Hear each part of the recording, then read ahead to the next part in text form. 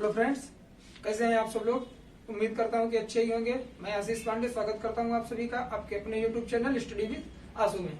आप लोग को पता है डेली हम क्या लेके आ रहे हैं, आपकी जियोग्राफी की सीरीज ला रहे हैं। उनमें से कल का जो वीडियो था हम लोगों ने बहुत इंपॉर्टेंट चैप्टर पर बात की थी, वो था आपका भूकंप। और उसे जिन लोगों ने ना देखा वो वीडियो, उसकी लिंक डिस्क्रिप्शन में दी गई है, आप लोग वो वीडियो देख सकते हैं। और आज के वीडियो में हम लोग उसी से रिलेटेड चैप्टर लेके आए हैं, ज्वालामुखी, जो बहुत ही इंपॉर्टेंट चैप्टर है। इस वीडियो को देखने के लिए आप लोग अंत तक बने रहेंगे तो ज्यादा बेटर होगा, क्योंकि यहाँ से काफी सारी ऐसी चीजें बताने वाला हूँ जो आपके एग्जाम में डायरेक्ट क्वेश्चन पूछा हुआ है। कई पेपरों से मैंने मिला के फिर ये चैप्टर पढ़ाने की कोशिश की है, क्योंकि वहां से डायरेक्ट क्वेश्चन भी बताने वाला हूँ आपको। लास्ट में आज आप लोगों से मैं थोड़ा क्विज के बारे में भी बात करूंगा, 2-4 क्वेश्चन भी आप लोगों को दूंगा होमवर्क के लिए, ठीक है। तो आइए बात करते हैं आज के इस चैप्टर में। क्या है? ज्वालामुखी। सबसे पहले हम लोग देखेंगे कि ज्वालामुखी की उत्पत्ति कैसे होती है, ठीक है। ज्वालामुखी की उत्पत्ति देखेंगे, फिर इससे निर्मित पर्वतों के बारे में बात करेंगे, पठार के बारे में बात करेंगे, और विश्व में इसका कहां कहां विस्तार है। देखिए, कल की वीडियो में हम लोगों ने जब बात की थी भूकंप के बारे में, तो बताया था कि पृथ्वी में कोई भी गति होती है, भूकंप या ज्वालामुखी होता तो प्लेट विवर्तन के सिद्धांत के अंतर्गत होता है, जिसे हम लोग क्या कहते हैं, टेक्टोनिक थ्योरी। किसने दिया है? वेगनर महोदय ने दिया है। जब एक प्लेट दूसरे प्लेट से अलग होती है, एक प्लेट दूसरे प्लेट से दूर होती है, तो इसे हम लोग बोलते हैं अपसारी गति। और इसी अपसारी गति की वजह से यहाँ क्या होता है, ज्वालामुखी का उद्गार होता है। ठीक, सारी चीजों पर बात करेंगे क्रमवार। आइए पहले सबसे देखते हैं ज्वालामुखी की उत्पत्ति होती कैसे है। इतना हम लोग समझ लिए, क्योंकि इतना बेस जरूरी है। देखिए क्या होता है,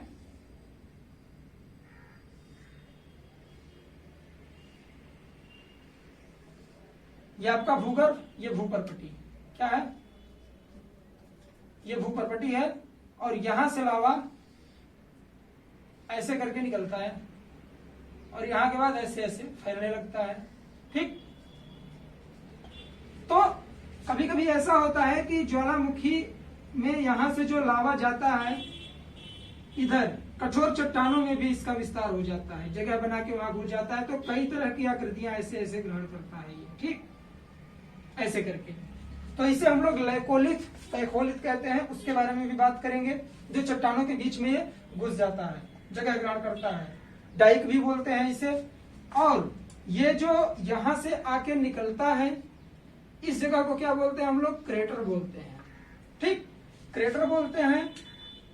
और जब यहां से काफी मात्रा में ज्वालामुखी उद्गार में निकलता क्या क्या है, सबसे पहले जानना ये चाहिए हम लोगों को। क्या निकलता है आपका? जलवाष्प निकलता है, धूलकण निकलते हैं, और चट्टाने भी निकलती हैं। जलवाष्प, धूलकण, चट्टाने, काफी सारी चीजें ऐसी हैं जो निकलती हैं, गैसें निकलती हैं। तो सबसे पहले देखेंगे हम लोग कि इसका उद्गार कितनी तरह से होता है। पहला, दरारी उद्भेदन। बहुत ही इंपॉर्टेंट चैप्टर है। काफी सारी चीजें ऐसी बताऊंगा आप लोगों को नहीं लगेंगी, एकदम यूनिक तरीके से लगेंगी, जहां से क्वेश्चन में एग्जाम में डायरेक्ट क्वेश्चन बनता है। वीडियो पूरा देखेंगे, सारी चीजें क्लियर हो जाएंगी। देखिए, दरारी उद्भेदन किसे कहते हैं?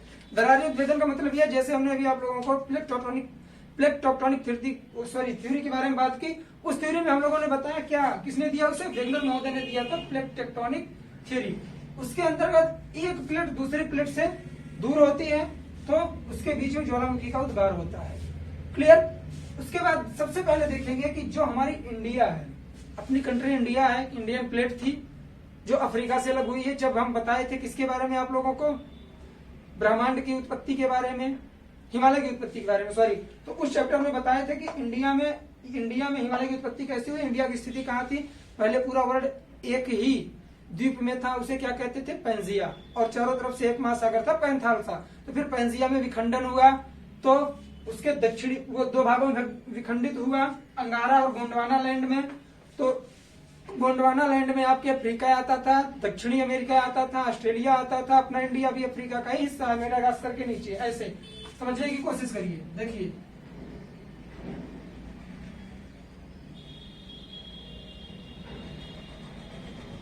ये अफ्रीका हो गया आपका, ठीक है। अब मैंने इसे बना दिया है, आप लोग समझ लीजिएगा। ये मेडागास्कर है ऐसे करके, और यहीं से इंडियन प्लेट हमारी ऐसे करके यहां थी पहले, ठीक, इंडियन प्लेट। तो जब ये प्लेट इससे अलग हुई, अफ्रीका से ही निकली थी, फिर गति करके धीरे धीरे आई थी कहा, हमारे यूरेशियन प्लेट से टकराई थी टेथिस सागर में, जहां हिमालय की उत्पत्ति हुई थी दो प्लेटों को टकराने से। तो जब ये यहां से अलग हुआ तो एक प्लेट दूसरी प्लेट से अलग हुआ ना, अभी मैंने यही बात आप लोगों को बताई, एक प्लेट दूसरी प्लेट से अलग हुआ, तो वही वेगनर महोदय ने दिया है प्लेट विवर्तनिकी, जिसे टेक्टोनिक प्लेट थ्योरी कहते हैं। प्लेट विवर्तनिकी सिद्धांत, इनके कहने का आशय ये था कि एक प्लेट दूसरी प्लेट से अलग होगी तो उसके बीच में ज्वालामुखी का उद्गार होगा। तो यहां जब ये अलग हुए तो इनसे उद्गार हुआ, तो इससे क्या बना, इससे पठारों का निर्माण होगा। देखिए, दरारी उद्भेदन का मतलब यह है कि इसमें द्रवित रूप में लावा बाहर निकलता है, गैस निकलती है, बड़ी चट्टानें नहीं निकलती हैं, क्योंकि इसमें क्या होता है कि ये विस्फोट नहीं करता है, ये धीरे धीरे करके निकलता है, और इसके द्वारा जो आपका निकलता है लावा वो द्रवित रूप में होता है। तो ऐसे रुक के नहीं, वो ऐसे फैलता है, ऐसे फैलता रहता है, वो ऐसे दूर दूर तक फैल जाता है, दूर दूर तक ऐसे फैलता है। तो इससे क्या होता है, इससे पठारों का निर्माण होता है, ठीक। तो सबसे पहली बात, दरारी उद्भेदन के द्वारा पठार का निर्माण होता है। पठार का निर्माण बहुत इंपॉर्टेंट चीज है। तो इसके अंतर्गत कौन कौन से पठार आते हैं? सबसे पहले हम लोग अपने इंडिया में बात करेंगे, महाराष्ट्र का दक्कन ट्राइब, दक्कन का पठार, महाराष्ट्र का दक्कन का पठार। दूसरा, अभी हमने बताया आप लोगों को, अफ्रीका से इंडिया अलग हुआ था तो वहां ज्वालामुखी उद्गार हुआ था। तो जब ज्वालामुखी का उद्गार होगा तो ऐसा तो नहीं है ना कि केवल एक ही प्लेट पर उसकी जो लावा होगा, उसका मलबा होगा, एक ही प्लेट पर गिरेगा, वो तो दोनों तरफ गिरेगा ना। तो इस तरह से जो महाराष्ट्र में दक्कन का पठार है हमारे, वहां पर भी इसके कुछ अंश पड़े लावे के। और दूसरा, अफ्रीका में सोमालिया का पठार, कहां का? सोमालिया का पठार। इसे रफ कर देता हूं जिससे क्लियर दिखे। अफ्रीका का सोमालिया का पठार। तीसरा, उत्तरी अमेरिका में है कौन सा पठार? कोलंबिया का पठार। सब ये लावा से निर्मित हैं। पूछता है, विश्व वितरण है ये कि कौन सा पठार लावा से निर्मित है, दे देगा इसमें से कि इन पठारों में से कौन सा लावा से निर्मित पठार है, टिक कर देंगे। डायरेक्ट भी पूछ लेता है सोमालिया का पठार कौन से महाद्वीप में स्थित है, ये भी आप लोग ध्यान रखिएगा। और आपका चौथा कौन सा हो गया? दक्षिणी अमेरिका में। चार बहुत है। दक्षिण अमेरिका में ब्राजीलियन पठार,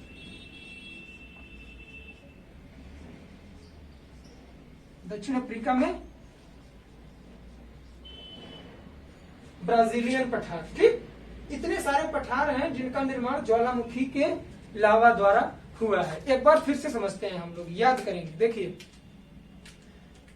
ज्वालामुखी का उद्गार दो तरीके से होता है। पहला कौन सा है आपका? दरारी उद्भेदन द्वारा। और दूसरा क्या है आपका? उस पर अभी इसके बाद हम लोग बात करेंगे। सबसे पहले दरारी उद्भेदन देखेंगे। दरारी उद्भेदन का मतलब यह है कि इसमें विस्फोट नहीं होता, इसमें जो लावा निकलता है वो द्रवित रूप में बाहर निकलता है, और जब क्रेटर के पास पहुंचता है, क्रेटर से ये बहने लगता है, मतलब कि फैलता है काफी दूर तक। ये एक जगह जम नहीं पाता है। क्यों नहीं जमता? क्योंकि इसमें कोई ऐसा पदार्थ नहीं होता जो उस चिपचिपे लावा से प्रक्रिया करके चिपक जाए। देखिए, गोंद होती है, गोंद में अगर आप लोग कुछ धूल के कण, मिट्टी के कण डालेंगे तभी वो चिपकता है, वरना वो द्रवित रूप में डिब्बे में भरा रखा रहता है। तो यही कारण है कि इससे पठार का, जब वो फैलता है दूर तक तो काफी टाइम लगता है, तो उससे क्या होता है? पठार का निर्माण होता है। और पठार का निर्माण होगा, उसके अंतर्गत कौन कौन से पठार आते हैं आपके? महाराष्ट्र का दक्कन का पठार, अफ्रीका का सोमालिया का पठार, उत्तर अमेरिका कोलंबिया और दक्षिण अमेरिका का ब्राजीलियन पठार, ब्राजील में पाया जाता है ये पठार और लावा से निर्मित है। इसे नोट डाउन करिए। फिर दूसरे पर हम लोग बात करने वाले हैं, कौन सा है? केंद्रीय उद्भेदन। ये दरारी उद्भेदन हो गया, केंद्रीय उद्भेदन। अब ये इंपॉर्टेंट क्यों है? क्योंकि यहां से पर्वतों का निर्माण होता है। केंद्रीय उद्भेदन। दूसरा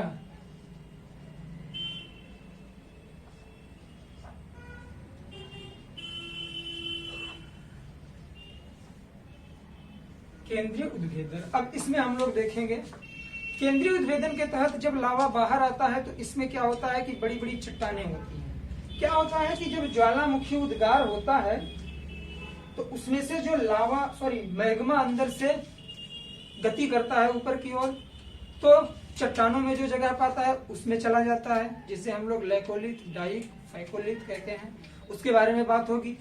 उसके बाद वो मैग्मा ऊपर आता है और पृथ्वी के धरातल पे पहुंचता है आंतरिक भाग में। तो वो ऐसी जगह ढूंढता है कि जो कमजोर परत होती है भूपर्पटी की, उसे तोड़ के वो बाहर निकलता है। और जब ये केंद्रीय उद्भेदन होता है तो इससे जो लावा निकलता है उसमें विस्फोट होता है, काफी धूल निकलती है, मिट्टी निकलती है, आपकी गैसें निकलती हैं और पत्थरों के चट्टान निकलते हैं, बड़े बड़े चट्टान भी बाहर आते हैं। तो उससे क्या होता है कि पर्वत का निर्माण होता है। ठीक, जैसे यहां देखिए ऐसे है, यहां से लावा ऐसे निकलता है, क्रेटर हो गया, और यहां से जब वो निकलेगा, चट्टानें निकलेंगी, द्रव भी निकलेगा, तो वो चिपकेगा ना, तो वो ऐसे करके फैलता है, ऐसे करके। तो क्या होता है, ये पर्वत का निर्माण होता है इससे। ठीक, और जब ज्यादा तेज विस्फोट करके निकलता है ये, तो ये जो क्रेटर होता है, इसका मुख होता है, ये और फैलता है। और एक चीज गौर करिएगा, जब इससे लावा निकलता है और ये पर्वत बड़ा होने लगता है, धीरे धीरे यहाँ लावा जमते जमते जमते जमते ये बड़ा होने लगता है, तो क्या होता है कि ये क्रेटर और ऊपर हो जाता है। जैसे जैसे इस पे जमता जाएगा और ऊपर हो जाता है। ठीक, ऐसे करके। तो इससे हम लोग क्या बोलते हैं, क्रेटर। और जब इसमें विस्फोट ज्यादा दिन नहीं होता और इसमें पानी भर जाता है, ये पर्वत का निर्माण हो गया और यहाँ पानी भर गया, ये गहरा है, यहाँ पानी भर गया, तो इसे हम लोग क्या बोलते हैं, इसे लेक बोलते हैं, कार्डेला झील बोलते हैं। ठीक, कार्डेला झील बोलते हैं, कार्डेला लेक बोलते हैं इसे। तो इसे समझ लीजिएगा। आइए, बात कर रहे थे हम लोग केंद्रीय उद्भेदन की। ऐसी ऐसी चीजें होती हैं जो कि लगती हैं कि सारी इंपॉर्टेंट है, तो लेकिन मैं वही बताने की कोशिश करूंगा जहां से आपके एग्जाम में क्वेश्चन आए, क्योंकि अपना ध्येय क्या है, सेलेक्ट होना। देखिए, इसके तहत पर्वत निर्माण होता है। दरारी उद्भेदन से क्या हुआ था, पठार का निर्माण हुआ था। तो दो चीजें तो क्लियर हो गई आपकी कि दरारी उद्भेदन से पठार का निर्माण होता है, केंद्रीय उद्भेदन से पर्वत का निर्माण होता है। तो इसके तहत 3 पर्वत आते हैं यहाँ पे। कौन कौन से? 3 ज्वालामुखी पर्वत, आप सबको पता है कौन कौन से होते हैं। सक्रिय ज्वालामुखी, दूसरा सुसुप्त ज्वालामुखी पर्वत, तीसरा मृत ज्वालामुखी। अब इन्हीं तीनों पे हम लोग विस्तार से बात करने वाले हैं। उसके बाद देखेंगे कि ज्वालामुखी का विश्व वितरण क्या है। ठीक, देखिए, सक्रिय ज्वालामुखी वो ज्वालामुखी होता है जिसमें हमेशा लावा बाहर आता रहता है। नाम से ही लग रहा है सक्रिय ज्वालामुखी। इसके तहत लावा हमेशा बाहर आता रहता है और फैलता रहता है, जिससे पर्वतों का निर्माण होता है। और ये दूसरा आपका सुसुप्त ज्वालामुखी। सुसुप्त ज्वालामुखी वो ज्वालामुखी होता है जिसके तहत उद्गार होता है लेकिन कुछ समय के लिए बंद होता है, फिर अचानक से कभी उद्गार होता है, तो उसे सुसुप्त ज्वालामुखी बोलते हैं। मतलब कि पहले उद्गार होता था, अब बंद हो गया है, लेकिन होने की संभावना है, कभी कभी उद्गार इसमें हो जाता है अचानक से, इसलिए इसे सुसुप्त ज्वालामुखी बोलते हैं। तीसरा आपका मृत ज्वालामुखी। मृत ज्वालामुखी नाम से ही पता है कि जो मर चुका होता है, जिसमें कोई शक्ति नहीं होती, उसे हम लोग क्या कहते हैं? मृत कहते हैं। मतलब जिसमें अब उद्गार नहीं होता उसे ज्वालामुखी, मृत ज्वालामुखी कहते हैं। हमें पता कैसे चलता है कि मृत ज्वालामुखी है? कोई भी ऐसा ज्वालामुखी जिसमें पिछले 1000 सालों से कोई उसमें उद्गार नहीं हुआ है, तो उसे हम मृत ज्वालामुखी घोषित कर देते हैं, कह देते हैं कि इसमें उद्गार नहीं होने वाला है, क्योंकि अधिकतम एज उसकी क्या होती है? 1000 साल। ठीक, तो हम लोग देखेंगे सबसे पहले सक्रिय ज्वालामुखी के तहत कौन कौन से पर्वत आते हैं विश्व में। देखिए, सबसे पहले सक्रिय ज्वालामुखी का पर्वत हम लोग देख रहे हैं। इटली में कौन सा पर्वत है? सिसली। ये ज्वालामुखी पर्वत है और ये सक्रिय ज्वालामुखी है। ठीक, इटली का सिसली। और आपके मेडिटेरियन सी में आपके भूमध्य सागर में स्ट्राम्बोली आपका क्या है? इसे भूमध्य सागर का प्रकाश स्तंभ बोलते हैं, क्योंकि ये सक्रिय ज्वालामुखी है। जब ज्वालामुखी का उद्गार होगा तो जाहिर सी बात है उसमें प्रकाश होता है, तो इसे भूमध्य सागर का प्रकाश स्तंभ बोलते हैं। किसको? स्ट्राम्बोली को। ठीक, स्ट्राम्बोली हो गया आपका। उसके बाद इक्वाडोर में कोटोपैक्सी।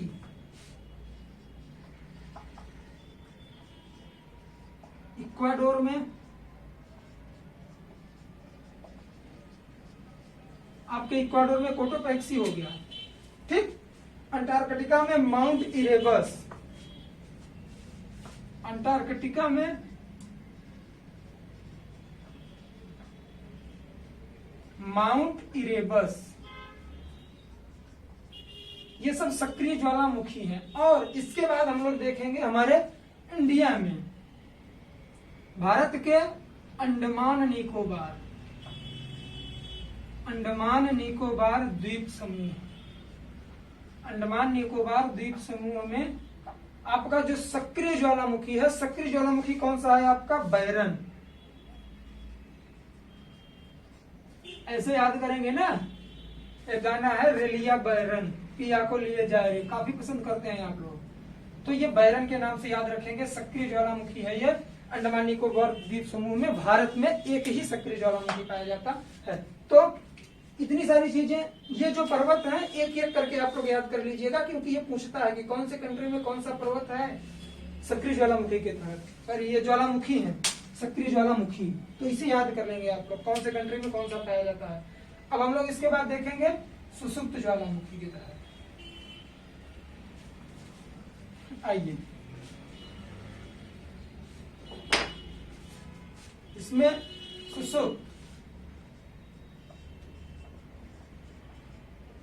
सुसुप्त ज्वालामुखी। सुसुप्त ज्वालामुखी के तहत भी 4 से 5 ऐसे हैं जो इंपॉर्टेंट हैं आपको। कौन कौन से हैं? सबसे पहले तो जापान का फ्यूजियामा। उम्मीद करता हूं कि ये सारी चीजें आप लोगों को याद हो रही होंगी। जापान का फ्यूजियामा, और जापान का फ्यूजियामा, फिर उसके बाद आपका इंडोनेशिया में पड़ता है कौन सा? क्राकाताओ। इंडोनेशिया में क्राकाताओ, इंडोनेशिया के तहत क्राकाताओ, जापान के तहत फ्यूजियामा, जापान, क्राकाताओ, इंडोनेशिया। क्या है ये? सुसुप्त ज्वालामुखी हैं आपके। इटली में विसुवियस, इटली विसुवियस, इटली में विसुवियस। और सुषुप्त ज्वालामुखी के तहत आपके भारत में भी है ये, कहा? वहीं अंडमान निकोबार में, अंडमान निकोबार द्वीप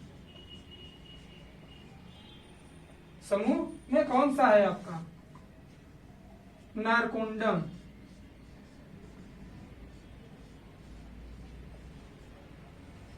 ये भी सुषुप्त ज्वालामुखी है आपका। कहाँ है ये? अंडमान निकोबार द्वीप समूह के नारकोंडम में। नारकोंडम एक द्वीप ही है, जैसे बैरन ही एक द्वीप है, वो ज्वालामुखी द्वारा निर्मित ही है, सक्रिय ज्वालामुखी। और एक नारकोंडम है जो आपका कौन सा है? अंडमान निकोबार द्वीप समूह में सुषुप्त ज्वालामुखी। अब हम लोग देखेंगे मृत ज्वालामुखी। ठीक, उम्मीद करता हूं नोट कर लिए होंगे। आइए,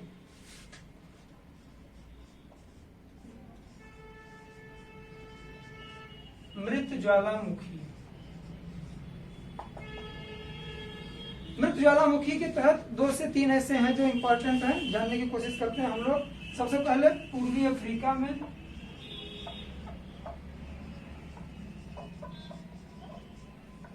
में आपका पड़ता है माउंट केन्या, फिर माउंट यहीं पर पड़ता है माउंट किलिमंजारो, हाँ, माउंट किलिमंजारो,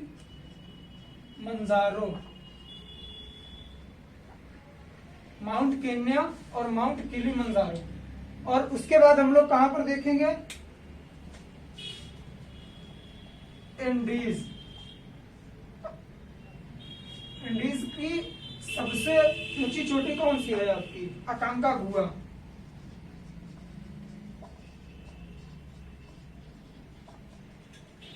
अकांकागुआ, और अकांकागुआ को एकांकागुआ भी बोलते हैं। ये हो गया आपका। ठीक, तो इसके तहत मृत ज्वालामुखी के तहत 3 ही ऐसे पर्वत हैं जो मृत ज्वालामुखी के अंतर्गत इंपॉर्टेंट हैं। इसे आप लोग याद करेंगे। तो आइए, अब हम लोग इतनी सारी चीजें देख लिए। अब क्या देखेंगे हम लोग? विश्व वितरण इसका। इसका विश्व वितरण देखेंगे। 3 भागों में इसे विभाजित किया गया है। इसके विश्व वितरण को 3 भागों में विभाजित किया गया है। ठीक, सबसे पहला कौन सा है? प्रशांत महासागरीय मेखला। और आपका जो दूसरा है कौन सा है? मध्य महासागरीय मेखला। उसके बाद कौन सा है? मध्य महाद्वीपीय, सॉरी माफ करिएगा, मध्य महाद्वीपीय। और तीसरा है आपका मध्य अटलांटिक मेखला।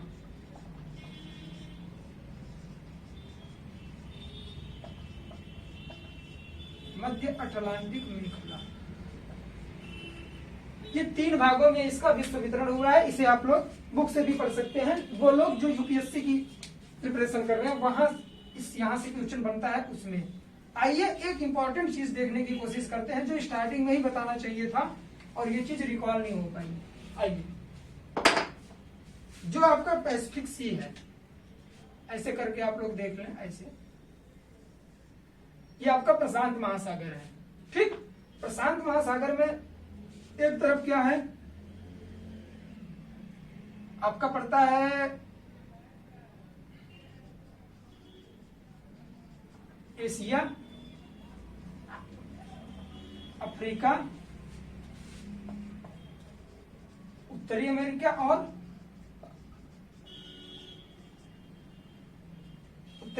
दक्षिणी अमेरिका। ठीक, तो इसमें जो ये आपका प्रशांत महासागर है,